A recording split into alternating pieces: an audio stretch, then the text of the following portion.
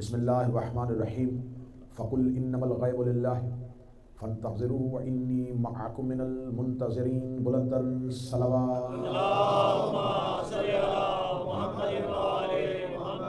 دعائے مالکان ذکر بندگان ذکر کا وارثان ذکر کی بارگاہ میں پیش ہونا قبول و منظور فرمائے۔ آقا زادی اس عبادت کا بہتر سے بہتر اجر عطا فرمائے۔ مجالس کا انتظام و انصرام کرنے والے مجالس میں شریک ہونے والوں کو نیتوں کے مطابق اجر عطا فرمائے۔ ہمیں معرفت امام زمانہ، معرفت حسین، معرفت امیر المومنین، معرفت رسول اللہ اور معرفت پروردگار نصیب فرمائے۔ ہمارا خاتمہ بالخیر بالعقیدہ و بالایمان فرمائے۔ میرا مالک وارث زمانہ کے ظہور میں تاجیل فرمائے۔ ہمیں انتظار حجت، دیدار حجت اور نصرت حجت کی توفیق عطا فرمائے۔ دعاؤں کی قبولیت کے لیے ممکنہ حد تک بلند صلوات تلاوت فرمائے۔ اجازت ہے ذکر شروع کیا جائے۔ سلسلہ گفتگو کی آج دوسری نشست ہے اور جیسا کہ میں موضوع کا تعارف کروا چکا ہوں، موضوع گفتگو ہے اس آقا و مولا کی ذات جس کی وجہ سے کائنات باقی ہے۔ خدا نے قیامت کو جس کے ظہور کی وجہ سے مؤخر کر رکھا ہے، اس آقا و مولا پہ گفتگو ہو رہی ہے۔ ہم نے اس موضوع کے 5 حصے کیے۔ کل کی گفتگو غیبت سرکار ولی العصر پہ تھی، آج کی گفتگو ہے انتظار ولی العصر پہ۔ خداوند متعال نے آخری حجت اور آخری نشانی کو زمین پر الہی نظام کو برقرار رکھنے کے لیے باقی رکھا ہوا ہے۔ میں نے آپ کے سامنے آج کے اس موضوع کے لیے سورہ مبارکہ یونس سے ایک آیہ کریمہ تلاوت کی ہے، جس میں خداوند متعال ارشاد فرما رہا ہے فقل انما الغیب للہ، کہہ دیجئے کہ غیب صرف اللہ کے لیے ہے۔ یہ جسے میں نے غیب رکھا ہوا ہے یہ اللہ کے لیے ہے۔ فانتظروا، تم اس کا انتظار کرو، انی معکم من المنتظرین، اور تمہارے ساتھ میں بھی انتظار کرنے والا ہوں۔ وہ خدا اپنی یکتائی پر اتنا سخت ہے کہ وہ اپنے آپ کو ہم بھی نہیں کہنے دیتا۔ میں گفتگو کا آغاز کر چکا ہوں۔ وہ خدا اپنی وحدت پہ، یکتائی پہ اتنا بھی برداشت نہیں کرتا کہ ہم اسے ہم کہہ دیں۔ وہ کہتا ہے تم مجھے تو کہہ کے بلا لیا کرو، ہم نہ کہا کرو۔ جبکہ جو تو اللہ کہتا ہے کہ اللہ تو، وہ بے ادبی کے ساتھ نہیں کہہ رہا، ادب پروردگار اس کے ملحوظ خاطر ہے۔ لیکن خدا یہ چاہتا ہے کہ تم ہم کہو گے تو کسی غیر کے آنے کی گنجائش باقی رہے گی۔ میری وحدت پہ میں اپنے ساتھ کسی کو شریک نہیں دیکھنا چاہتا، میں کسی کی شرکت برداشت نہیں کرتا، کیونکہ جو ہم کرتے ہیں وہ نہیں کرتا، اور جو وہ کرتا ہے وہ ہم نہیں کرتے۔ خالق کے کام اور ہیں، مخلوق کے کام اور ہیں۔ جو کام خالق کرتا ہے وہ مخلوق نہیں کر سکتی، جو مخلوق کرتی ہے وہ خالق نہیں کر سکتا۔ اس نے زمین پر اپنے احکامات کو نازل کرنے کے لیے اور احکامات کو نافذ کرنے کے لیے نبی زمین پر اتارے۔ پھر رسول اپنی زندگی میں جو کہتا ہے، جو کرتا ہے، اسے سنت کہتے ہیں۔ آج مسلمانوں کے سارے فرقے یہ کہتے ہیں کہ سنت رسول ہونا چاہیے۔ ہم اگر انہیں اپنی مذہبی عبادات سامنے لاتے ہیں تو وہ کہتے ہیں کہ آپ نے شیعوں نے اپنے تمام چیزیں آپ ہمیں سنت رسول سے ثابت کریں۔ نبی نے ماتم کب کیا تھا، نبی نے کالے کپڑے کب پہنے تھے، نبی نے گھوڑا کب نکالا تھا، آپ ہر چیز سنت سے ثابت کریں۔ آپ ہمیں سنت سے ثابت کر دیں، ہم علی الولی اللہ مان لیں گے۔ آپ سنت سے ثابت کریں، ہم ماتم کرنا شروع کر دیں گے۔ مذہب اسلام یہ چاہتا ہے کہ ہر چیز رسول اللہ سے ثابت کی جا سکے۔ میں ابتدائی گفتگو میں اپنا مذہب اللہ سے ثابت کرنے لگا۔ پروردگار تو حکم پروردگار کے بعد بنتی ہے نا، کہ پہلے اللہ حکم دیتا ہے، پھر نبی عمل کرتا ہے، پھر سنت بنتی ہے۔ تو سنت جو ہے اس پر حکم پروردگار مقدم ہے، حکم پروردگار ترجیحی بنیادوں پر آتا ہے، حکم پروردگار اول ہے اور سنت محمد پھر ثانی آتی ہے۔ اس کا مطلب ہے کہ سنت سے زیادہ افضل حکم پروردگار ہے۔ اللہ حکم کرتا ہے، نبی کہتا ہے تو اسے سنت کہتے ہیں۔ وہ خدا جو اپنے کام میں کسی کو شریک نہیں کرتا، جو کہتا ہے کہ میں خالق ہوں، میرے ساتھ کوئی بھی کام میں شریک نہیں ہے۔ 3 ایسے کام ہیں جہاں پہ خالق مخلوق کے ساتھ شریک ہو جاتا ہے۔ تو کہتا ہے ان اللہ وملائکتہ یصلون علی النبی یا ایھا الذین آمنوا صلوا علیہ وسلموا تسلیما۔ تم بھی آل محمد پر درود پڑھو، میں بھی آل محمد پر درود پڑھتا ہوں۔ پھر خدا کہتا ہے یا اہل اللہ یا اہل العلون، تم بھی لعنت کرو، میں بھی تمہارے ساتھ لعنت کر رہا ہوں۔ فانتظروا انی معکم من المنتظرین، تم بھی انتظار کرو، میں بھی تمہارے ساتھ۔ جو شیعت کی پہچان ہے وہ سنت پروردگار ہے۔ اہل بیت پر درود سنت پروردگار۔ لعنت کرنا سنت پروردگار اور انتظار کرنا سنت پروردگار. صرف یہ نہیں، کائنات کا ہر مذہب اس کے انتظار میں ہے. سب سے پرانا مذہب جو زمین پر قائم تھا قبل مسیح، اگر آپ جامعہ سپنامہ زردشتوں کا اٹھا کے دیکھ لیں تو مذہب زردشت تو ہے، اس میں بھی 12ویں امام کا انتظار باقی ہے. جامعہ سپنامہ اٹھا کے دیکھیں تو اس میں بھی لکھا ہے ایک آئے گا جو سخت پنڈلیوں والا ہوگا اور وہ بادلوں میں سوار ہو کے آئے گا. آپ بائبل اٹھا کے دیکھ لیں، آپ تورات اٹھا کے دیکھ لیں، ہر مذہب جو ہے وہ کسی کے انتظار میں. صرف مذہب انتظار میں نہیں، نبی بھی انتظار میں. صرف نبی انتظار میں نہیں، وحی بھی انتظار میں. صرف وحی انتظار میں نہیں، امتیں بھی انتظار میں. صرف امتیں انتظار میں نہیں، خود اللہ بھی انتظار میں ہے. اور اگلی سطر میں کہوں گا تو میں حق بجانب ہوں، اس کا انتظار اتنا ہے کہ وہ خود اپنے انتظار میں ہے. وہ منتظر خود منتظر ہے. وہ منتظر ہے اور ساتھ ہی منتظر بھی ہے. منتظر وہ جو انتظار کر رہا ہے، منتظر وہ جس کا انتظار کر رہا ہے، ہو بھی اس کا رہا ہے اور کر بھی وہ خود رہا ہے. آج ہم نے انتظار پہ بحث کرنی ہے کہ مذہب اسلام میں کیا انتظار عبادت ہے. رسالت مآب کی حدیث ہے جو اہل سنت کی کتابوں سے ثابت شدہ حدیث ہے. رسول اللہ سے صحابہ نے پوچھا، یا رسول اللہ آپ کی امت میں افضل ترین عمل کون سا ہے؟ متوجہ رہیے، افضل ترین عمل کون سا ہے؟ رسالت مآب نے فرمایا افضل الاعمال فی امتی انتظار الفرج. میری امت میں سب سے افضل عمل ہے انتظار کرنا. میرے قائم کا، میرے آخری بیٹے کا انتظار. اہل سنت کی کتابوں سے ثابت ہے، رسول نے فرمایا افضل عمل ہے انتظار کرنا. اور وہی رسول اپنی زبان سے کہہ رہا ہے کہ نماز افضل ترین عمل ہے. یہ ہو ہی نہیں سکتا کہ ایک جگہ پہ دو چیزیں افضل ہو جائیں. وہی زبان کہہ رہی ہے نماز افضل ہے، وہی زبان کہہ رہی ہے انتظار افضل ہے. اب مجھے نہیں پتا اتنے ہم عقیدہ کتنے اس مجمع میں بیٹھے ہوں گے اور کون اس بات پہ بول کے میری تائید کرے گا. انتظار بھی افضل عمل ہے اور نماز بھی افضل عمل ہے. تو اگر رسول کی زبان میں دونوں افضل نکلے ہیں تو پھر یہ نہیں ہو سکتا کہ ان میں سے ایک زیادہ افضل اور ایک کم افضل ہو. رسول نے کہا دونوں ہی افضل عمل ہے. اگر دونوں ہی افضل ہیں پھر نبی کی زبان بھی سچی ہے اور نبی طیب بھی ہے، نبی طاہر بھی ہے، اور یہ صدیق نہیں ہے، یہ صادق ہے. اگر یہ کہہ رہا ہے کہ دونوں افضل عمل ہیں تو پھر دونوں میں سے ایک ہی رستہ بنتا ہے، یا نماز کے اندر کسی کا انتظار ہو رہا ہے یا انتظار کے اندر کسی کی نماز ہو رہی ہے، یا نماز کے اندر کسی کا انتظار ہے. آپ یہاں سے سمجھیے گا کہ ایک لفظ بھی خطابت کا نہیں بولا جائے گا. میں نے جملہ کہا کہ نماز کے اندر کسی کا انتظار ہو رہا ہے، میں اس کو ثابت کروں گا اور پھر انتظار کے اندر نماز ثابت کروں گا. نماز میں کسی کا انتظار ہو رہا ہے. جب نماز کے لیے بلایا جاتا ہے تو نماز کے بلانے کے لیے اذان دی جاتی ہے. اذان میں جو الفاظ آتے ہیں اللہ اکبر، اللہ اکبر، اشہد ان لا الہ الا اللہ، اشہد ان محمد رسول اللہ، اشہد ان علی ولی اللہ، حی علی الصلاۃ، حی علی الفلاح، حی علی خیر الامر، اللہ اکبر، لا الہ الا اللہ. پھر اس کے بعد جب اذان سن کے لوگ مسجد میں آ جاتے ہیں پھر اقامت کہی جاتی ہے. میں نمازی چہروں سے مخاطب ہوں. جب نماز کے لیے اذان کے لیے پہلے اذان دے کر نمازیوں کو گھروں سے نکالا جاتا ہے. جب وہ نیت کر کے گھر سے مسجد میں آ جاتے ہیں، اب وہ آئے ہیں نماز کے لیے، سن لی ہے انہوں نے اذان، پھر جب آ کے مصلی میں کھڑے ہو گئے اب اقامت کہو. اقامت میں سیم وہی لفظ دہرائے جاتے ہیں، صرف لا الہ کی اور اللہ اکبر کی ترتیب بدلتی ہے. ایک جملے کا اضافہ ہے اذان اور اقامت میں.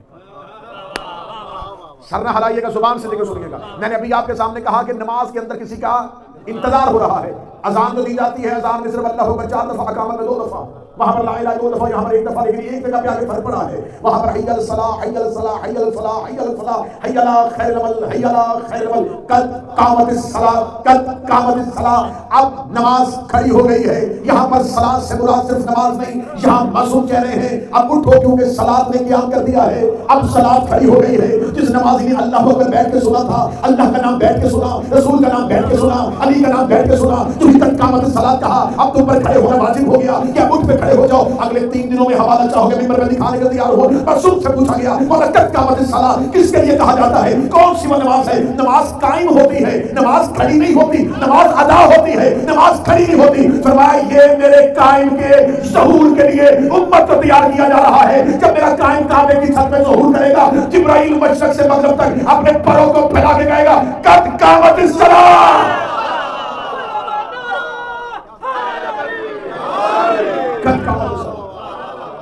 اب اٹھو کہ صلاۃ کھڑی ہو گئی. یہاں صلاۃ سے مراد جو اقامت میں صلاۃ ہے، یہاں صلاۃ سے مراد قائم آل محمد۔ یہاں قامت قیام، اور قیام ہمیشہ قائم کرتا ہے۔ معصوم سے پوچھا گیا تھا مولا آپ کے آخری بیٹے کو قائم کیوں کہتے ہیں؟ فرمایا اس لیے کہ وہ جب سے ہے تب سے لے کر آخر تک ہمیشہ قائم ہی رہے گا۔ قیام ہے اور اسی کے لیے ہی صرف قیام ہے۔ مولا اسے مہدی کیوں کہتے ہیں؟ فرمایا اس لیے کہ اللہ نے اس سے کوئی چیز پوشیدہ نہیں رکھی۔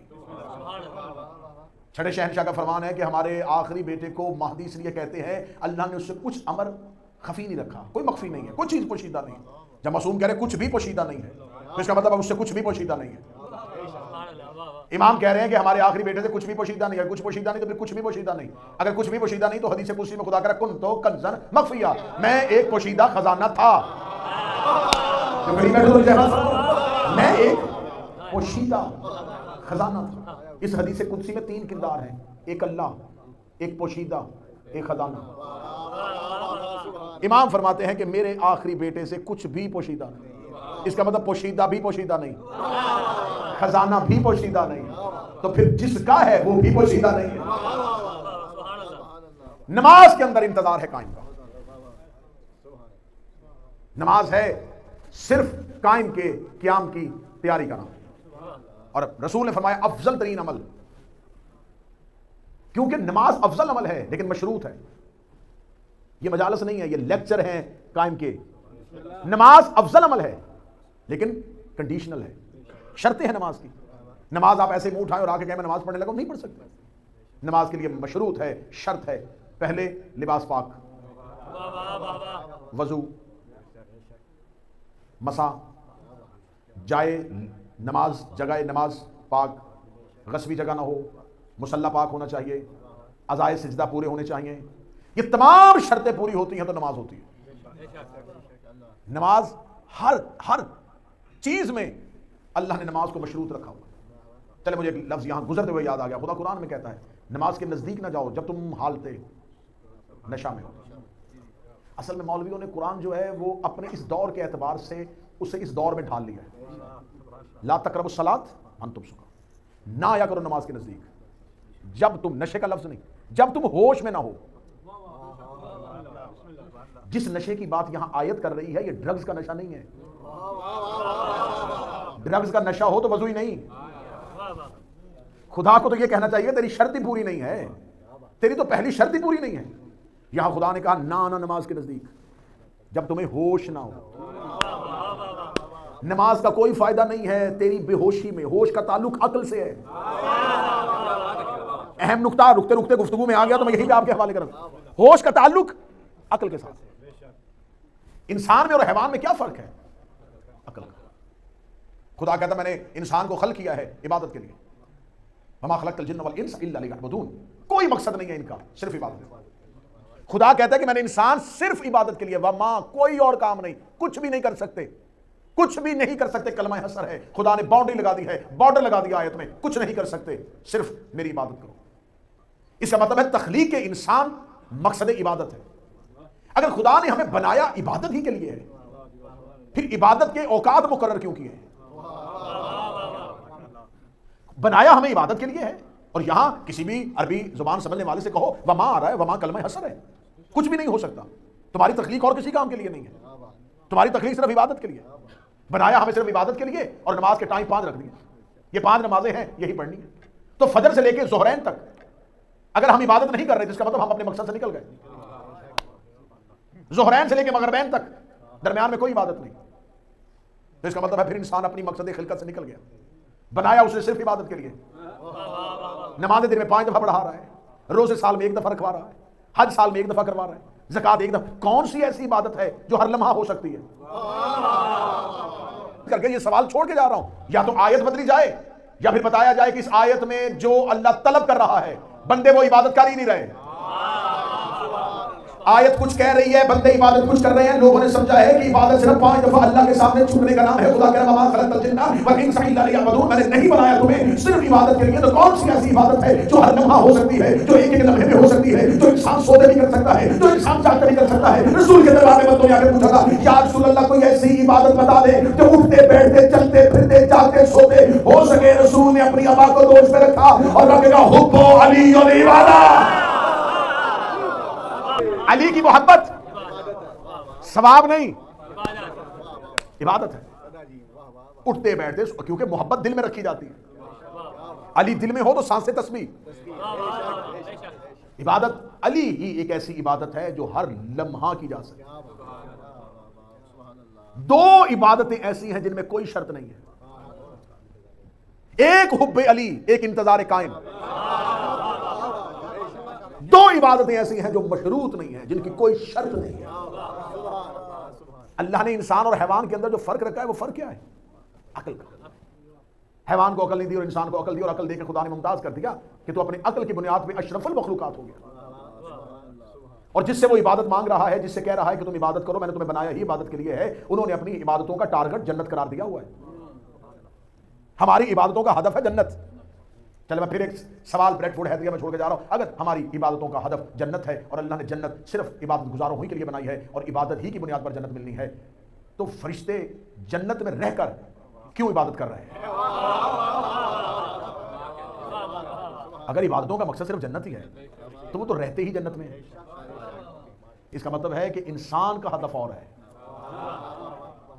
اور خدا نے ہدف اور مقرر کیا. میں نے تمہیں سرفراز کیا ہے عقل کے ساتھ. عقل کیا ہے؟ مامون رشید کا دربار تھا، مناظرہ ہو رہا تھا کہ عقل کیا ہے. مامون رشید کے دربار کے علماء نے کہا کہ عقل وہ چیز ہے جس سے انسان اچھائی اور برائی میں تمیز کر سکتا ہے. توجہ پوری صاحبان، عقل اس نعمت کا نام ہے جس سے انسان اچھائی اور برائی میں تمیز کر سکتا ہے. طے پا گیا کہ اسی کا نام عقل ہے. یہ جو علماء نے فیصلہ کیا ہے اسے رائج کر دیا جائے. عقل اسے کہتے ہیں، اس نعمت کو کہتے ہیں جو اچھائی اور برائی کے درمیان تمیز کر سکتے.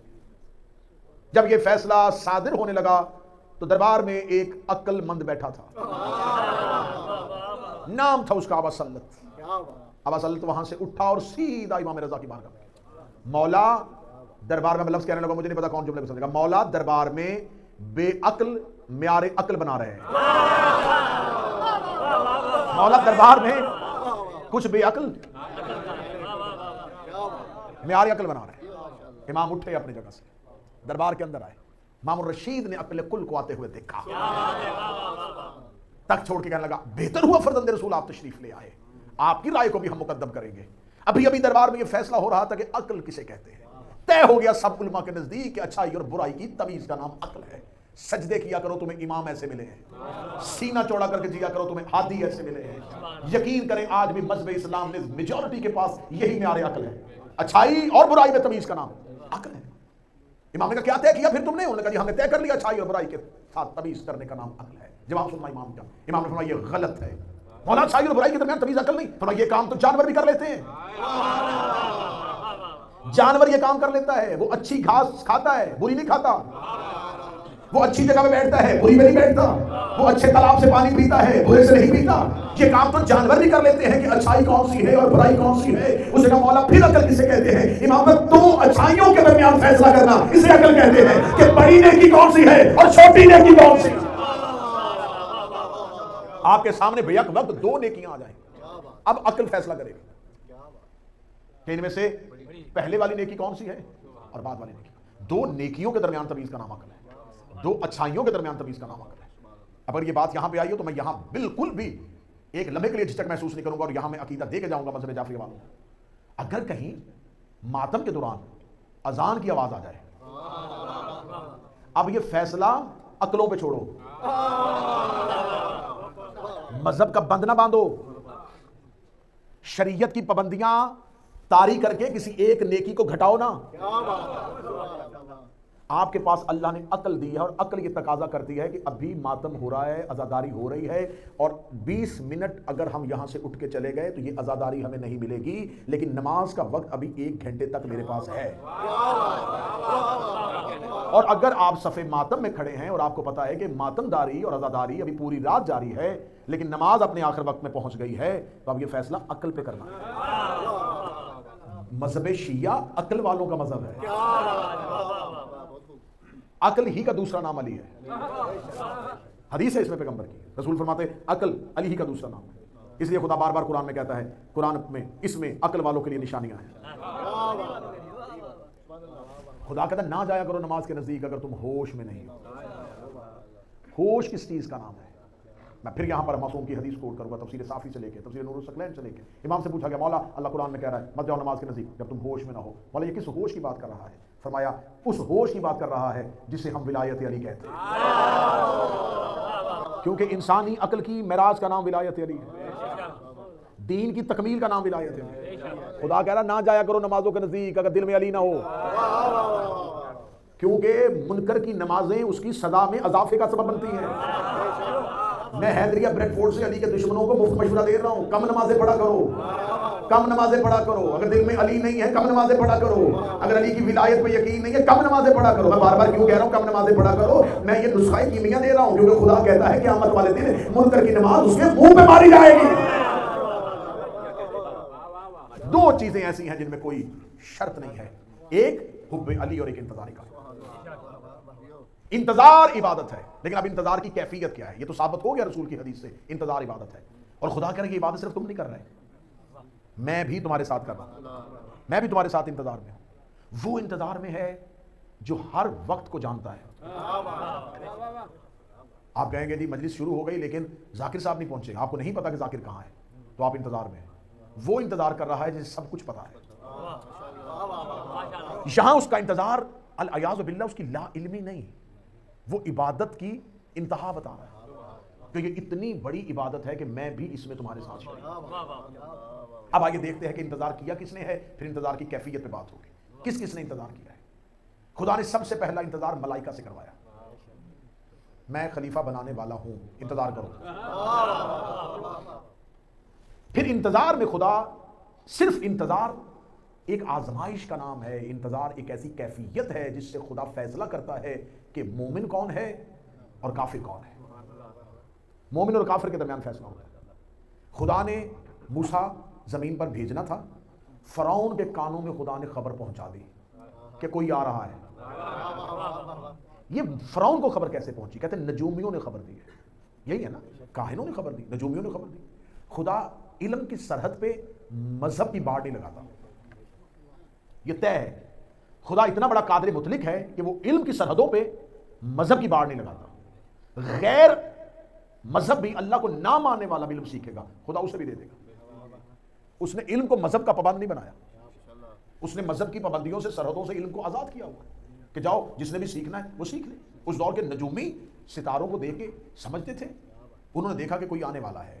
کائنات کے اسرار اور رموز یہ بتا رہے ہیں کہ کوئی آنے والا ہے. اب یہ انتظار تھا موسیٰ کا. قرآن کہہ رہا ہے کہ موسیٰ کے انتظار میں قوم دو حصوں میں تقسیم ہو گئی. ایک وہ جو انتظار میں تھے اور ایک وہ جو اس کا رستہ روکنا چاہتے تھے. جس نے رستہ روکنا تھا اس نے 70,000 بچہ قتل کروا دیا. بنی اسرائیل کے ہر گھر سے تلاشی لے کے ہر گھر میں بچہ قتل کیا گیا کہ کہیں یہ نہ ہو, یہ نہ ہو, یہ نہ ہو, یہ نہ ہو. فرعون بھی انتظار میں تھا لیکن اس کا انتظار منفی تھا, مثبت نہیں تھا. اب میں اپنے موضوع کی طرف بڑھ رہا ہوں آہستہ آہستہ. انتظار تھا فرعون کو بھی کہ کوئی آ رہا ہے, لیکن اس کا انتظار مثبت نہیں تھا, منفی تھا. جس نے آنا تھا وہ اس کا رستہ روکنا چاہتا تھا, لیکن خدا نے اپنے وعدے کو پورا کیا. اس نے ہر گھر سے بچہ مروایا. خدا نے اسی کے گھر میں موسیٰ پالا. وَأَوْحَيْنَا إِلَىٰ أُمِّ مُوسَىٰ, ہم نے وحی کی موسیٰ کی ماں پہ. موسیٰ کی ماں پریشان نہ ہو, موسیٰ صندوق میں رکھ کے دریا نیل کی لہروں کے حوالے کر دے. مائیں بچہ دریا میں نہیں ڈالتی, یہ بچہ ماں دریا میں نہیں ڈال رہی, وہی دریا میں ڈال رہی ہے. خدا کی قسم وہی نہ ہوتی تو کہاں تھی موسیٰ کی ماں میں اتنی تڑپ. موسیٰ کی ماں کے اندر یہ جذبہ کیسے آ گیا کہ اس نے بہتی ہوئی لہروں کے حوالے موسیٰ کر دیا؟ کیونکہ اللہ نے وحی کر دی تھی تو ڈال. اب اسے پتا تھا کہ بچہ میں ڈال بھی دوں اس کو کچھ نہیں ہوگا کیونکہ اس نے کہا ہے. اللہ وحی کر دے تو موسیٰ کی ماں نے موسیٰ کو دریا میں ڈال دیا ہے. وحی صرف نبیوں پہ نہیں ہوتی. میں سطر کہوں گا دھیمے لہجے میں, نبی بچانے والوں سے بھی اللہ گفتگو کرتا ہے. جو نبی بچاتے ہیں اللہ ان سے بھی باتیں کر لیتا ہے، اللہ ان سے بھی گفتگو کر لیتا ہے. کوئی دلیل مانگے تو قرآن کی آیت سامنے کھڑی ہے، وَأَوْحَيْنَا إِلَىٰ مُوسَىٰ، ہم نے وحی کر دی تھی موسیٰ کی ماں پر. موسیٰ کی ماں پر وحی ہوگی اور موسیٰ کی ماں نے دریائے نیل میں موسیٰ کو ڈال دیا. اس کا مطلب اسے پتا تھا جس نے وحی کی ہے وہی بچا لے گا. اس کا مطلب اللہ نے موسیٰ کی ماں سے بات کی تھی. کہاں جا کے دنیا کو سمجھاؤں؟ ہر رات ابو طالب اپنے گھر سے نکلتا تھا، رسول کو اٹھا کے کبھی جعفر کو سلا دیتا تھا، کبھی عقیل کو سلا دیتا تھا، کبھی علی کو سلا دیتا تھا. تو پھر ماننا پڑے گا جو اللہ موسیٰ کی ماں سے بات کر رہا تھا وہی علی کے باپ سے بات کر رہا.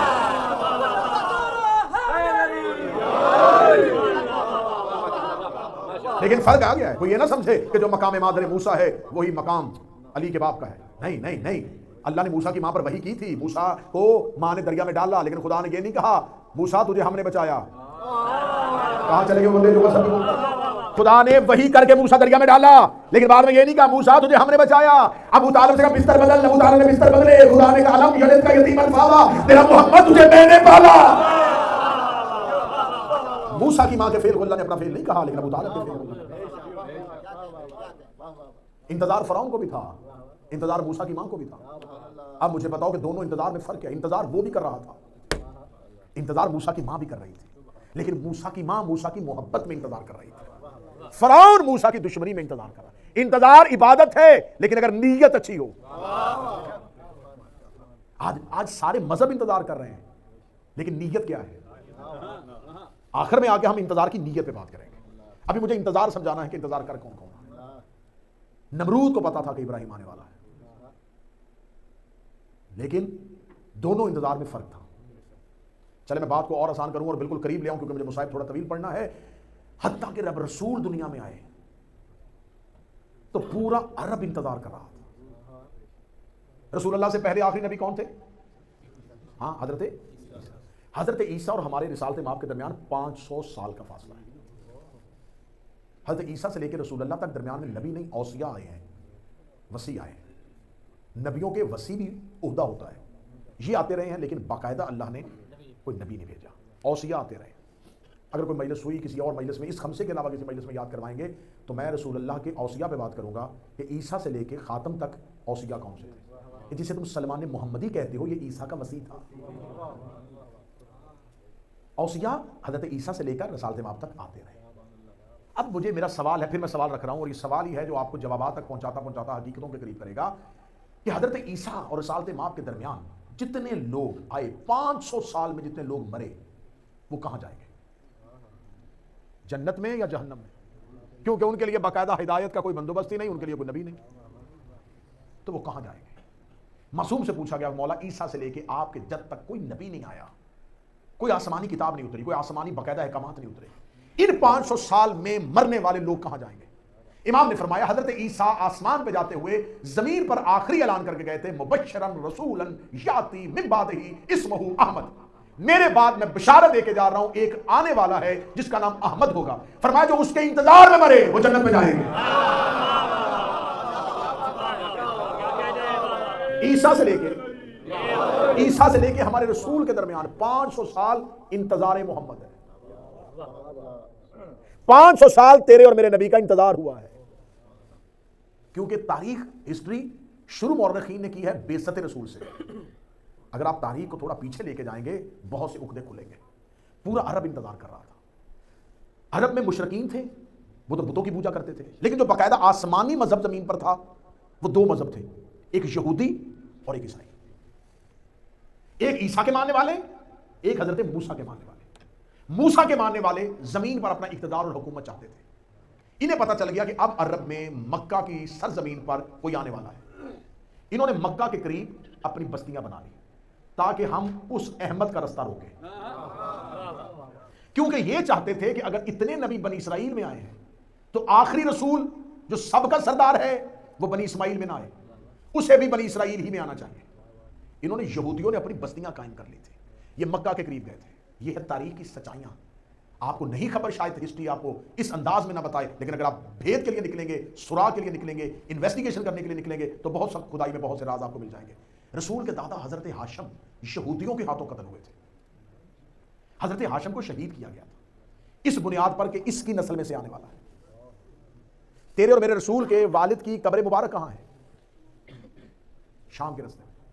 کیوں گئے تھے؟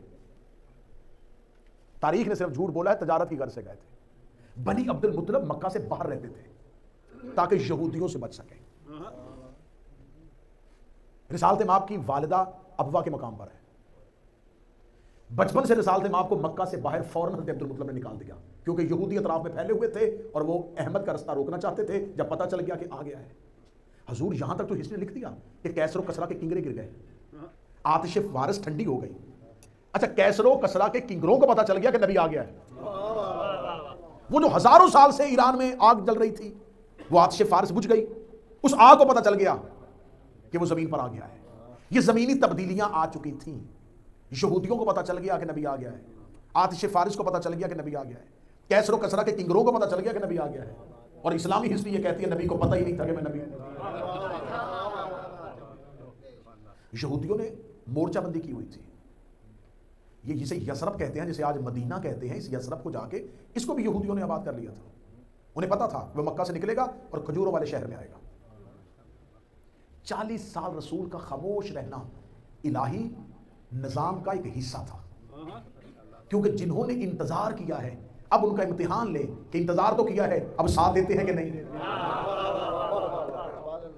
میں نے پہلے کہا تھا ڈاکٹر صاحب سے کہ بڑا خشک موضوع ہے، لیکن میں اس کو اتنا آسان کروں گا کہ یہ آپ تک حقائق پہنچے۔ انتظار رسول کرنے والوں کا پتہ تب چلا جب اللہ نے زمین پر اسے کہا، خدا نے کہا تم صرف انتظار کرو، بھیجنا میرا کام ہے، میں بھیجوں گا۔ تم نے اس معاملے میں پریشان نہیں ہونا کہ میں اس کو اتاروں گا کیسے، جیسے میں نے موسیٰ فرعون کے گھر میں اتار دیا، ابراہیم کو نمرود کے شہر میں اتار دیا، میں اتاروں گا مکے میں، وعدہ مکے کا ہے، مکے میں اتاروں گا۔ تم انتظار کرو، لیکن جب یہ آ جائے پھر صرف انتظار نہیں، اس کے بعد اس کی نصرت بھی کرنی ہے۔ ابو طالب نے انتظار کیا، ابو طالب کے بیٹوں نے ساتھ دیا، انتظار مقدم ہو گیا نصرت کے ساتھ۔ انتظار کا فائدہ تب ہوتا ہے جب انتظار کے بعد نصرت بھی شامل ہو جائے۔ تیرے اور میرے نبی جب دنیا میں آ گئے تھے تو پھر رسول کو بار بار غار میں جا کے کیوں چھپنا پڑ رہا تھا؟ غار ثور میں جاتے تھے، غار ہرا میں جاتے تھے، 3.5 سال غار کے اندر رہے۔ آج اس مولوی کو کچھ نہیں ملتا، اٹھ کے بکواس کرتا ہے شیعوں کا امام غار میں ہے، ہمارا تو نبی بھی غار میں تھا۔ رسالت امام نے غار میں جا کے اپنے آپ کو کیوں پوشیدہ رکھا؟ تاکہ اللہ کے امر کی حفاظت ہو سکے، اللہ کا امر باقی رہ سکے۔ رسالت امام نے 40 سال مکہ والوں کو انتظار کروایا زمین پہ آنے کے بعد۔ اب اگر کوئی موضوع کے اندر جا چکا ہے تو وہ اگلی سطر کا لطف لے گا۔ پہلے یہ انتظار کرتے رہے، 40 سال رسول ان کے درمیان پھرتے رہے کہ اب دیکھو کہ انتظار کرنے والے مجھے پہچانتے ہیں کہ نہیں پہچانتے۔ انتظار جو کر رہے تھے ان کے درمیان نبی رہ رہے تھے، اب میں دیکھوں گا کہ کیا یہ نشانیوں سے میری نبوت کو پہچانتے ہیں۔ یہی وجہ تھی کہ جب انہیں پتا چل گیا کہ یہی ہے، اب انہوں نے نبی سے معجزے مانگے۔ یہ چاند 2 ٹکڑے کرنا یہ معجزہ محمد نہیں ہے، یہ پبلک کی ڈیمانڈ ہے۔ ہاں، یہ رسول کا اعجاز نہیں ہے کہ یہاں سے آپ نبوت پہچانے کہ دیکھیں ہمارا نبی کتنا بڑا نبی تھا، وہ چاند 2 ٹکڑے کرتا تھا۔ چاند 2 ٹکڑے کرنا معیار محمد نہیں ہے، یہ تو مشرکین کی ڈیمانڈ تھی۔ انہوں نے کہا تھا نشانی پوری کر، دیکھتے ہیں تو صرف زمین پر نبی ہے یا آسمان سے آیا ہے۔ اچھا، مشرکوں کو بھی پتا تھا جو ادھر سے آئے اس کی ادھر بھی حکمرانی ہوتی ہے۔ مکہ کے مشرکین کو پتا تھا، مکہ کے مشرکین کو پتا تھا کہ اگر یہ ادھر سے آیا ہے تو ابھی دیکھ لیتے یہ چاند 2 ٹکڑے کرے۔ مجھے کسی کتاب سے اگلے 3 دن میں ثابت کر کے بتاؤ کہ رسول نے زمین پہ کھڑے ہو کے چاند کو کہا ہو کہ 2 ٹکڑے ہو۔ مشرکوں نے کہا تھا چاند 2 ٹکڑے کر، نبی نے چاند کو نہیں کہا، نبی نے صرف چاند کو دیکھا، چاند کو پتا چل گیا، اترنا نہیں ٹوٹنا ہے۔ مجھے کسی کتاب سے ثابت کرو کہ نبی نے ہاتھ میں پتھر رکھے انہیں کہا ہو کہ بولو، نبی نے صرف ہاتھ میں رکھے ہیں، انہیں پتا چل گیا کہ اب کیا کرنا ہے۔ رسالت امام نے 40 سال ان کے درمیان زندگی گزاری، انتظار کرنے والے نہ پہچان سکے، لیکن جنہوں نے پہچاننا تھا انہوں نے آنے سے پہلے بھی پہچانا، اترنے کے بعد بھی پہچانا۔ مکہ میں رسول ہیں اور شیراز میں بیٹھا ہے سلمان، وہاں سے کہہ رہا ہے کہ کوئی مکے میں آ گیا ہے۔ بنی غفار میں بیٹھا ہوا جندب بن جنادہ جسے ابو ذر کہتے ہیں، وہ گھر سے نکل آیا کہ کوئی مکے میں آ گیا ہے۔ یہ کون تھے؟ یہ منتظرین تھے، انتظار کرنے والے جہاں جہاں ہوتے ہیں، جب منتظر مکے میں آ جاتا ہے وہ خود ہی وہاں چلے جاتے ہیں۔ اب مجھے کسی جگہ سے نہیں ملا کہ رسول اللہ نے مدائن میں شیراز میں سواری بھیجی ہو، جاؤ سلمان کو لے کے آؤ۔ ابو ذر کے دروازے میں جا کسی نے دستک دی، ابو ذر رسول اللہ تجھے بلا رہے ہیں۔ اسے پتا تھا اگر انہوں نے انتظار کیا ہے اب یہ خوشبو کو سونگتے ہوئے جب ان تک نشانیاں پہنچیں گی. یہی وجہ ہے کہ میرا بارہواں جب کعبے کی چھت پہ آئے گا اسے بلانا نہیں پڑے گا, جو انتظار کر رہے ہیں وہ خود ہی کعبہ کی طرف چل پڑے گا. کل کی مجلس اہم مجلس ہونے والی ہے ظہور پر. ظہور سے پہلے کیا ہوگا, ظہور والے دن کیا ہوگا, ظہور جب ہو جائے گا پھر کیا ہوگا. آج صرف انتظار پہ بات ہوگا. رسول اللہ آئے, رسول اللہ نے انتظار کروایا. انتظار میں نے کہاں سے شروع کیا ہے؟ آدم کی خلافت, موسیٰ کا آنا, ابراہیم کا اترنا. حضرت یعقوب کو پتا تھا کہ یوسف زندہ ہے, پھر بھی انتظار میں روتے رہے. حجت کے انتظار میں رونا نبیوں کی سنت ہے. کتنا روئے, آنکھیں سفید کر. رسول اللہ نے انتظار کروایا. انتظار پہ بات ہو رہی ہے, صرف انتظار پہ بات ہو رہی ہے. رسول اللہ نے انتظار کروایا. رسول اللہ کے بعد 13 رجب کو علی کعبہ میں آئے. 3 دن اس علی نے محمد سے انتظار کروایا. 13 رجب کو آئے, 3 دن تک رسول انتظار کرتے رہے. 16 رجب کو علی کو ہاتھوں پہ لیا. امیر المومنین آ گئے اور پھر امیر المومنین کی ولایت کے اعلان کے لیے رسول نے پھر امت سے انتظار کروایا. پھر خم غدیر میں علی کی ولایت کا اعلان کیا. پھر مولا امیر المومنین نے اپنی ولایت کا اعلان ہونے کے بعد اپنی زمینی حکومت کے لیے اپنے ماننے والوں سے 25 سال انتظار کروایا. ایک ایک امام کی ہسٹری پڑھتے چلے جائیں گے تو آپ کو ہر امام کی زندگی میں انتظار نظر آئے گا. انتظار کس لیے ہے؟ تاکہ اس انتظار کی چھاننی میں ڈال کے باریک چھان کر کے دیکھیں صحیح کہ مخلصین کون ہیں. کیونکہ عربی زبان کی کہاوت ہے, یہ کوئی حدیث نہیں ہے, کوئی فرمان نہیں ہے, عربی زبان کی یہ کہاوت ہے, الانتظار اشد من القتل. انتظار قتل سے زیادہ خطرناک ہوتا ہے. کسی کا انتظار کرنا بہت بڑا کرم ہے. اب شیعہ انتظار تو کر رہے ہیں, لیکن اب یہ کیسے پتا چلے گا یہ انتظار مثبت ہے کہ منفی؟ اس انتظار کی وہی کیفیت ہے یا نہیں ہے؟ اس کے لیے میں ایک مثال دوں گا تاکہ بچوں کو بات زیادہ آسان ہو جائے. موضوع سے بور تو نہیں ہو رہے آپ؟ میں اپنی ہی مثال دے دیتا ہوں کہ میں ڈاکٹر صاحب سے کہوں گا ڈاکٹر صاحب میں آپ کی مجالس پڑھنے کے لیے بریڈ فورڈ آؤں گا اور میں مانچسٹر ایئرپورٹ پہ اتروں گا تو آپ مجھے لینے کے لیے آ جائیں. اب ان کو بھی میں نے بتا دیا کہ میں آ رہا ہوں, یہ بھی انتظار میں تھے. میں شادی کی دوسری مثال دے دیتا ہوں. شاہ صاحب کو بھی میں نے بتا دیا کہ میں آ رہا ہوں, یہ بھی انتظار میں تھے. لیکن شاہ صاحب جس دن میری فلائٹ تھی اس دن اس رات کو یہ سو گئے. میں ایئرپورٹ پہ اترا, میں نے دیکھا کہ نہیں ہے. میں نے انہیں فون ملایا کہ آپ آئے نہیں. انہوں نے کہا میں انتظار کرتے کرتے سو گیا تھا, مجھے پتا تھا کہ آپ نے آ ہی جانا ہے, کہ جب آپ وہاں سے بیٹھ گئے تو آپ نے آنا ہی ہے, تو بس نیند تاری ہو کر میں انتظار کرتے کرتے سو گیا. میں ایئرپورٹ سے باہر نکلا, ڈاکٹر صاحب کھڑے تھے. میں نے ڈاکٹر صاحب آپ نہیں سوئے؟ انہوں نے کہا یہ انتظار سونے دیتا ہے. میں تو مثال میں سب کچھ سمجھا. ہم تو رات کروٹوں میں گزاری, ایک لمحے کے لیے نیند نہیں آئی. انتظار تھا کہ کب آپ آئیں گے, کب آپ آئیں گے, کب آپ. انتظار ان کو بھی تھا, انتظار ان کو بھی تھا. وہ کیسا انتظار تھا جس نے سلا دیا, اور وہ کیسا انتظار تھا جس نے انتظار کے شوق میں نیند ہی گم کر دیا. اب امام کو سونے والا انتظار نہیں چاہیے, شدت انتظار میں گم ہونے والا انتظار. اب یہ انتظار کیا ہے؟ انتظار یہ ہو رہا ہے, اس لمحے جو انتظار ہو رہا ہے مذہب شیعہ میں کہ مولا آئیں, زمین کو عدل و انصاف سے بھر دیں اور ہمارے لیے بھی آسانیاں پیدا کریں. اسے انتظار نہیں کہتے. معاف کیجیے گا, اس کا نام انتظار نہیں ہے. یہ انتظار نہیں ہے. یہ انتظار جو ہے نا کہ آئیں, اپنے آپ کو بھی بچائیں, ہمیں بھی بچائیں, یہ انتظار کوفہ والوں نے حسین کا کیا تھا. کتنے خطوط تھے؟ 12,000. ایک روایت 18,000. 18,000 خطوط عاشورہ کے دن امام حسین نے تھیلے سے نکال کے یوں جھاڑے, ایک ایک خط اٹھا گا, او فلاں ابن فلاں اتر گھوڑے سے, کیا یہ خط تو نے نہیں لکھا؟ او فلاں ابن فلاں چھپنا, یہ خط تیرا نہیں ہے کیا؟ تو مجھے میری مادر گرامی اور میرے جد کا واسطہ دے دے کے نہیں کہہ رہا تھا کہ آ جائیے؟ اب کیا ہوا؟ وہ سارے کے سارے حسین کے قاتلوں میں کیوں چلے گئے؟ اس لیے چلے گئے کہ انتظار تھا, نصرت کا حوصلہ نہیں تھا. خط لکھ لیے آئیں آئیں جلدی, کیوں؟ اس لیے کہ ہمارے اوپر حاکم مقرر ہو گیا ہے, بہت سخت حاکم آ گیا ہے, یہ گھروں سے نکال نکال کے ہمیں مار رہا ہے, جلدی آئیے, کوفہ کے حالات ٹھیک کیجیے, ہم آپ کی بیعت کر لیں گے, آئیے آئیے آئیے. اور حسین چل پڑے. جیسے جیسے کوفہ قریب آ گیا, کوفہ والوں کے حوصلے ٹوٹ گئے. اب میں سطر کہنے لگا ہوں, آج ہمارا الاجل کہنا کہیں کوفے کا خط تو نہیں؟ آ جائیے آ جائیے آ جائیے آ جائیے. تیاری نصرت کے لیے کیا ہے؟ رستہ کیا ہموار کیا ہے؟ کتنے لوگوں تک پیغام امام پہنچایا ہے؟ امام کو پہچانو گے کیسے؟ امام کی شکل کیسی ہے، شباہت کیا ہے، کیا چیزیں ہیں؟ کچھ بھی نہیں۔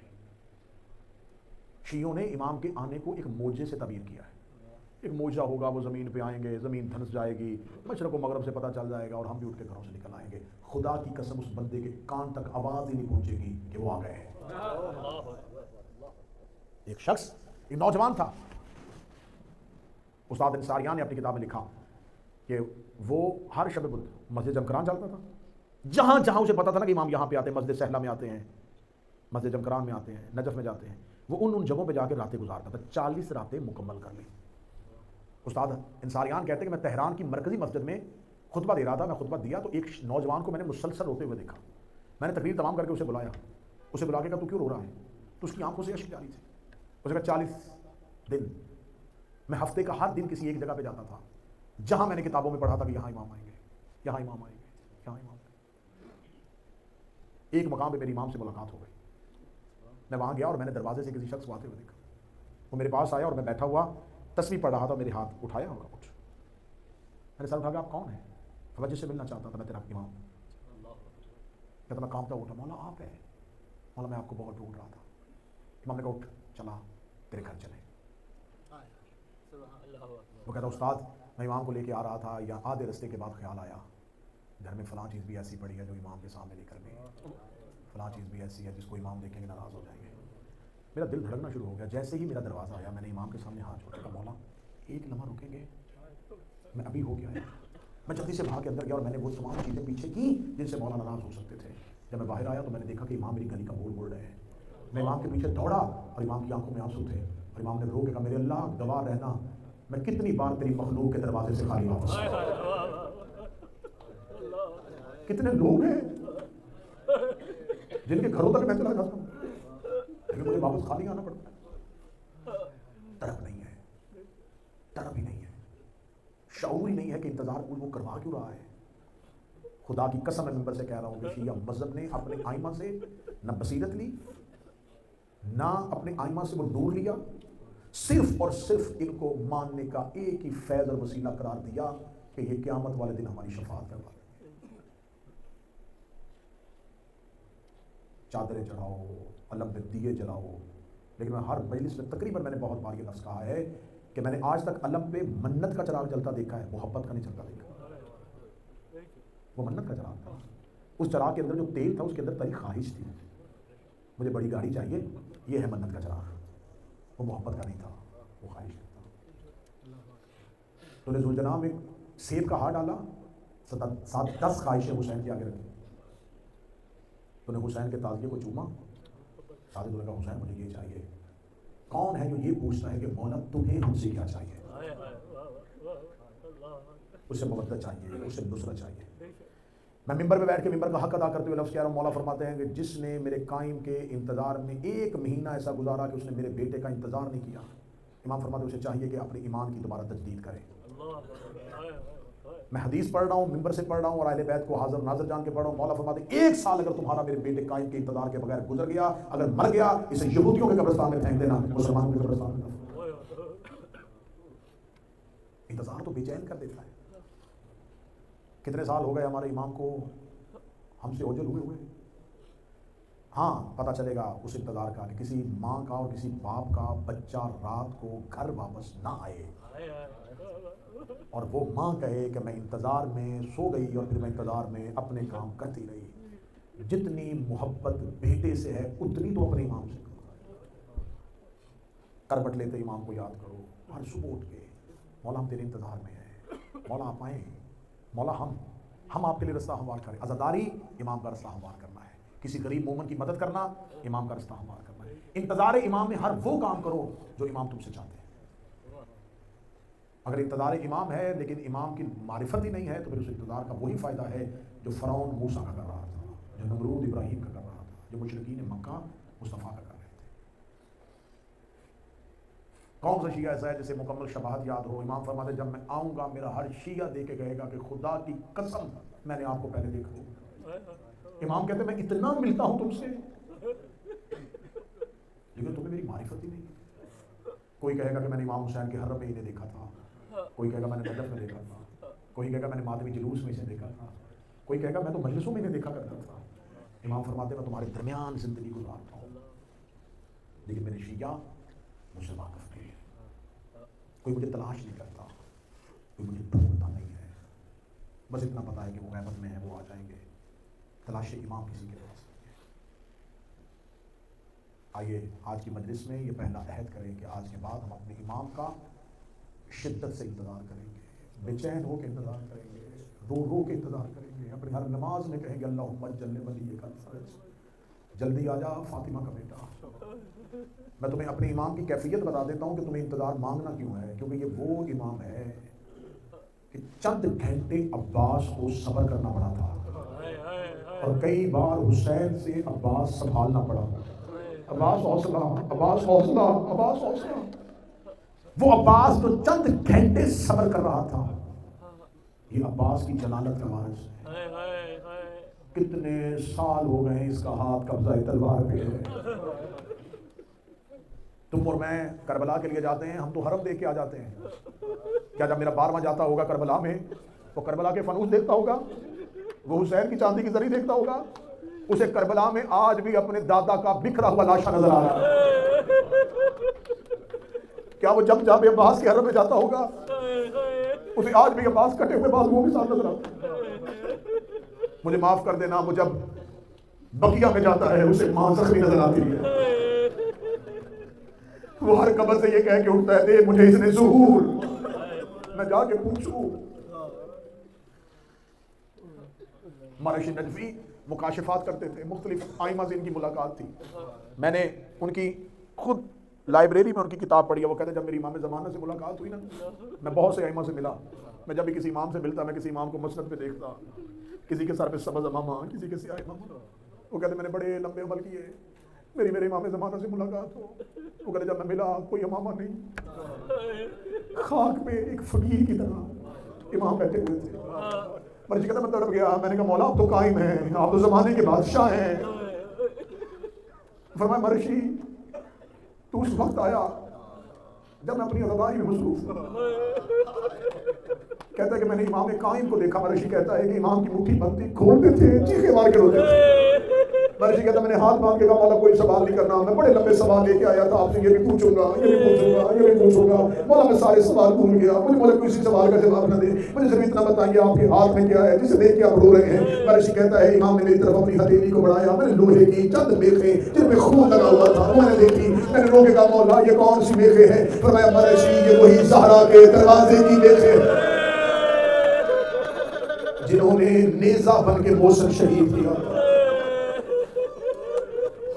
کتنا درد ہے میرے امام کی آنکھوں میں. اردو پڑھ لیتے ہو، اردو انگلش پڑھ لیتے ہو. آج ہی مجلس کے بعد رات کو گوگل پہ جا کے زیارت ناہیہ جو ہے جس زبان میں پڑھ سکتے ہو اس میں ٹرانسلیٹ کر کے پڑھنا. وہ نوحے ہیں میرے بارے میں امام کے. تمہیں نوحوں میں میرے امام کی شدت کا پتہ چلے گا. ان نوحوں کے اندر پتہ چلے گا کہ میرے امام نے کیسے کیسے شہادتیں پڑھی ہیں. میرا سلام ہو میرے اس جد مظلوم پہ جس کے بدن میں زخم اتنے تھے کہ مشرقی ہوا مغرب گزر رہی. میرا سلام ہو میری اس جدہ مظلومہ پہ جسے اس بازار سے گزارا گیا جہاں مرد بھی رکتے ہوئے ڈر رہے تھے. آج حکم اور میں مصائب پڑھوں گا اس شہزادی کے جو فاتح شام ہے، جو قلعہ بنی ہاشم ہے، جو عباس کی آقازادی ہے. مدینے سے چلی تو بطول تھی، مکہ میں آئی جانشین رسول بن گئی، کربلا میں 8 دن حسن بنی رہی، شام غریباں کی ایک رات عباس بن گئی، 11 محرم تو پھر دوبارہ علی بن گئی. یہ کربلا سے کوفہ گئی، یہ کوفہ کے بازاروں کو عبور کرتی ہوئی شام پہنچی. یہ 15 اذانیں شام کے باہر کھڑی ہو کے سنتی رہی. یہ شام شہر کے اندر سے گزری. یہ 9 دفعہ شرابی کے دربار میں بغیر چادر کے رسول والے ہاتھوں میں گئی. یہ 1 سال بغیر چھت والے زندان میں بیٹھی رہی. یہ رہا ہو کے پھر مدینہ گئی، مدینے سے قید ہو کے پھر شام آئی. 15 اذانیں سننے والی، 72 بازاروں میں گزرنے والی، 144 گلیوں میں پتھروں کی بارشوں میں خطبہ دینے والی، 288 موڑ پہ مجمع بازوں کے درمیان سے گزرنے والی، 15 رجب کو شام کی پہاڑی میں آ کے رو کے کہہ دیا حسین زینب تھک گئی. حسین تیرا دین بچ گیا، لا الہ بچ گیا، علی اور ولی اللہ بچ گیا. احسان ہے اس شام کی، رو کے دعا کرو انہی روتی آنکھوں سے، میرا اللہ شام میں میری بی بی کے حرم کی حفاظت فرمائے۔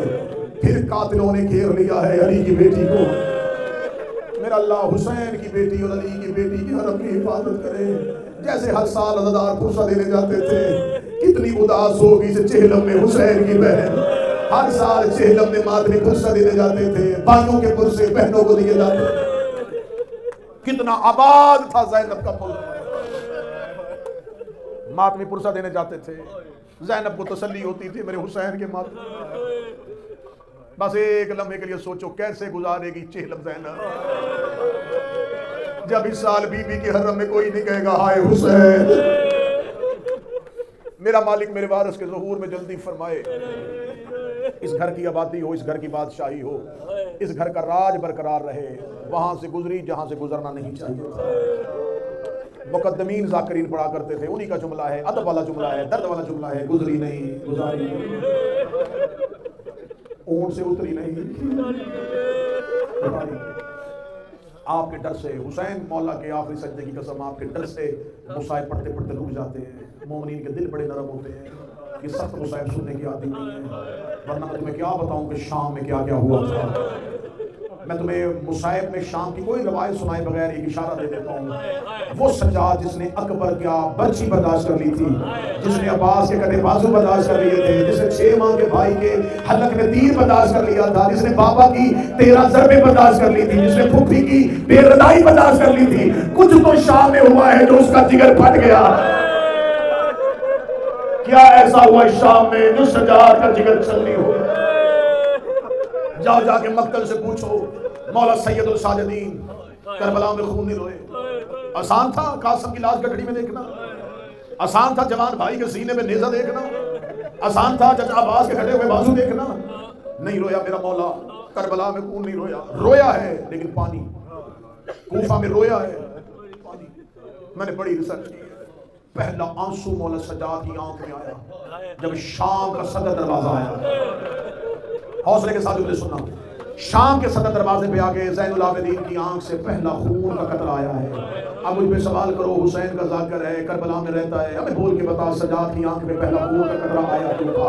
15 اذانیں سنی ہیں علی کی بیٹی نے شام کے باہر، شام کا صدر دروازہ بند تھا، شام کے بند دروازے کے باہر علی کی بیٹی پابند رسن بغیر پلان والی اونٹ پہ بیٹھی رہی ہے۔ بیوی نے دیکھا سجاد ان سے کہے یہ ہمیں چلا کیوں نہیں رہے، ہمیں روکا کیوں ہے؟ مولا سجاد نے اپنی زنجیریں ہلائی، ایک ملعون قریب آیا، مولا سجاد کی آواز ہے، یو کمینے 15 اذانیں ہو گئی، 3 دن ہو گئے، ہمیں شام کے باہر کھڑے ہوئے، تو ہمیں لے کے شام کے اندر کیوں نہیں جا رہے؟ وہ ملعون دیکھ کے کہہ رہا ابھی بازار سج رہے ہیں، ابھی بدماش اکٹھے ہو رہے ہیں، ابھی شام کے دوسرے شہروں میں اعلان کروایا ہے جس نے علی سے بدلے لینے ہیں، جس کا جمل اور صفیر میں علی نے مارا ہے، جس کا بدر احد میں علی نے مارا ہے۔ آؤ علی کی بیٹی شام میں داخل ہو رہی ہے۔ شام کے بازاروں میں آئینے لگائے جا رہے تھے، شام کی چھتوں کو عورتوں سے بھرا جا رہا تھا، شام شہر بدماشوں سے بھرا جا رہا تھا، شام کا رش اتنا زیادہ ہو گیا ان تنگ گلیوں میں مرد کے ساتھ کھڑے ہونے کے لائق نہیں رہا۔ کہ شام کا صدر دروازہ کھلا، سجاد نے پہلی بار بازار کا منظر دیکھا، مولا سجاد نے منظر دیکھا، سجاد کی آنکھ میں ابھی تک خون کا قطرہ نہیں آیا تھا کہ ایک ملعون اندر سے آیا، اس نے حاکم کی تحریر سجاد کے سامنے کی، سجاد کی نظر پہلی صدر پہ پڑی، سجاد کی آنکھ سے پہلا خون کا قطرہ آیا، زینب نے سجاد کی آنکھوں میں خون دیکھا، زینب کو اکبر کی بچی بھول گئی، حسین کا سجدہ بھول گیا، تو لوگ کہتے سجاد تو ابھی تک پانی رو رہا تھا، سجاد تیری آنکھوں میں لہو کیوں آیا ہے؟ سجاد کی دعا امت دعا کر اللہ تیرے سجاد کو موت دے دے، روک نہ موت نہ مانگ، مجھے درد بتا، سید بیٹھے مجھے معاف کر دینا۔ مولا سجاد کی آواز ہے اماں حاکم نے لکھ کے بھیجا ہے، اب تک زینب اونٹ میں بیٹھ کے آئی ہے، اس بازار میں پیدل چلے گی، اپنا بھیڑ زیادہ ہے، اما لوگ شراب پی رہے۔ اجروں کو میرا لاجو میں یہ زینب کا پہلا قتل پڑھ رہا ہوں، شہادت زینب پڑھ رہا ہوں، زینب کی شہادت ہے شام کا بازار۔ چلو میں جملہ بدل دیتا ہوں جو صدر سن کے روتے ہو، یہ شام کا بازار نہیں، یہ عباس کا قتل ہے، یہ علی کی شہادت ہے۔ جب کہا نا زینب اس بازار سے پیدل گزرے گی، پیدل گزرنے کا نام آنا تھا۔ قرآن کی سورہ یاسین نے دیکھا بازار کے ماحول کو، رو کے کہتی سجاد میں نے سب کچھ برداشت کیا، اب یہ برداشت نہیں کروں گی، اس بازار میں میں پیدل نہیں چل سکتی، میں زہرا کی بیٹی ہوں، میں علی کی بیٹی ہوں۔ مولا سجاد کی آواز آئی ملاؤں میری ماں اس بازار میں پیدل نہیں چلے گی، اب سیدوں میں خلط پڑھوں، مجھے حسین معاف نہ کرے۔ اس کے ہاتھ میں تازیانہ تھا، یہ لے کے سجاد کے قریب آیا، اس نے سجاد کی کمر سے کپڑا ہٹایا اور سنجیر سلمان بھی ہو، اس نے سجاد کی پشت میں پہلی ظلم کی زندگی ہوئی تھی، سجاد کی کمر میں پہلا تازیانہ حسین کی سکینہ نے رکھتے ہوئے دیکھا، سکینہ اونٹ سے نیچے گر گئی، سجاد کے قریب آئی، رو کے کہتی میری پھپھی امیر باپ کی بیٹی ہے، میں کربلا کے غریب کی بیٹی ہوں، جہاں کہے گا میں پیدل چلتی ہوں، میرے سجاد کو دوسرا تازیانہ نہ مارنا۔ ادھر سکینہ نے چلنا شروع کیا، ادھر سر حسین اٹھا، آواز آئی زینب میری سکینہ اکیلی جا رہی ہے۔ زینب اونٹ سے ایسے گری جیسے گھوڑے سے آواز گرا تھا، بی بی کوہریوں کے بل چلی، آواز آئی حسین پڑھ قرآن، حسین پڑھ قرآن، میں پیدل چل رہی ہوں۔ ایک ایک روایت اور سننا، پڑھ قرآن، میں پیدل جا رہی ہوں۔ علی کی بیٹی بازار میں بیٹھ بیٹھ کے چل رہی تھی، علی کی بیٹی، بہنوں والے بیٹھے ہو، بیٹیوں والے بیٹھے ہو، اللہ تیری بہنوں کے نصیب اچھے کرے۔ 4 سال کی بیٹی کو بازار میں لے کے جانا، بازار میں بھیڑ زیادہ ہو جائے، بھائی بیٹی کا ہاتھ پکڑ لیتا ہے، باپ بچی کا ہاتھ پکڑتا ہے، تو کہتا بیٹا نہ گھبرانا میں تیرے ساتھ ہوں، نہ گھبرانا میں تیرے ساتھ ہوں۔ شام کے بازار کی بھیڑ زیادہ ہوئی، سکینہ سجاد کا ہاتھ پکڑا، رو کری تو نہ گھبرانا میں تیرے ساتھ ہوں، سجاد تو نہ گھبرا، سکینہ تیرے ساتھ۔ ایک ایک ایک رخ پڑھوں گا، کیا ماحول تھا بازار کا۔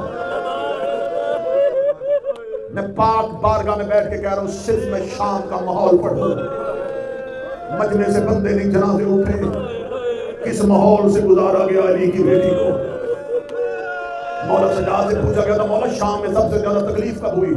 فرمایا جب پچھلے لوگ رک نہیں رہے تھے، اگلے رستہ نہیں لے رہے تھے، بھیڑ اتنی زیادہ ہو گئی تھی، کوئی ہمیں بازار میں رستہ نہیں دے رہا تھا۔ یہ شام بیٹھے ہیں میری تائید کرنا، یہ شام جا چکے میری تائید کرنا، میں بھی دعا کر رہا ہوں اللہ بی بی کے حرم کی حفاظت کرے۔ کوئی اسباب ایسے ہوں شہزادی ہمارے بازوؤں میں طاقت نہیں ہے، بی بی ہم نہ چاہتے، بی بی تیرے حرم میں کوئی ناپاک نظر نہ ہمیں دیتے۔ سجا تو غیر سجا جو شام گئے میری تائید کرنا، جاؤ شام میں رہنے والے علماء سے پوچھو، اگر کسی نے کسی ایک جگہ پہ جانا ہو تو رستہ ایک جاتا ہے، ایک رستہ جاتا ہے امام بارگاہ کو، ایک رستہ جاتا ہے فلاں کے گھر کو۔ شام کی کوئی ایسی گلی نہیں تھی جہاں سے علی کی بیٹی نے گزری۔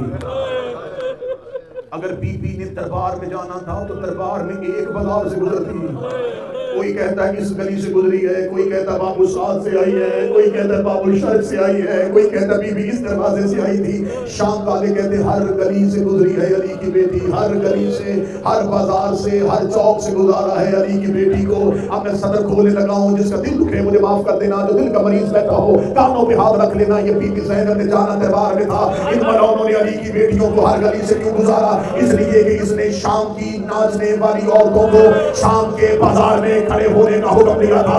جب شام کی فحاشہ عورتیں بازار میں آئی، انہوں نے بازار کا رش دیکھا، یہ واپس اپنے گھروں کو گئی، انہوں نے یزید کے دربار میں پیغام بھیجا ہمیں تیرا حکم مل گیا تھا، بازار میں چلی گئی تھی، لیکن بازار کا ماحول ہمارے کھڑے ہونے کے لائق نہیں ہے، ہم اپنے گھروں کی چھتوں پہ جاتی ہیں، تو علی کی بیٹیوں کو ہماری گلیوں سے گزار، اور میں مر جاتا یہ جملہ نہ پڑتا۔ شام کی کمینی عورتیں اپنے مکانوں کی چھتوں میں چلی گئی، اور جس کی ماں کا جنازہ آدھی رات کو اٹھا تھا وہ کبھی اس بازار، کبھی اس بازار، کبھی اس بازار